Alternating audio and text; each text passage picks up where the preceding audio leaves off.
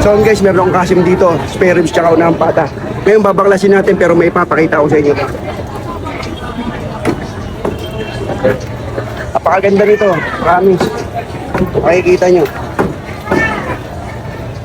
Kung titignan mo siya sa labas ng wala kang makikita. Ang ganda ng spare ribs, oh. Makikita mo yan. Napakaganda, tinatanggal natin yan. Ano? Unang pata. Natanggal natin yan, guys. Sabi natin bibiyat, 2.15. Alagyan mo lang laman yung pata.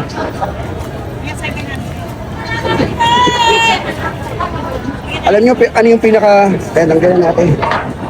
Exciting part na dito. Alam nyo ano yung exciting part? Ito. Normal, di ba? Pero pag binaliktad mo, ito yung exciting part. Ayan, nakita nyo yan. Tanggalin natin yan. Oh.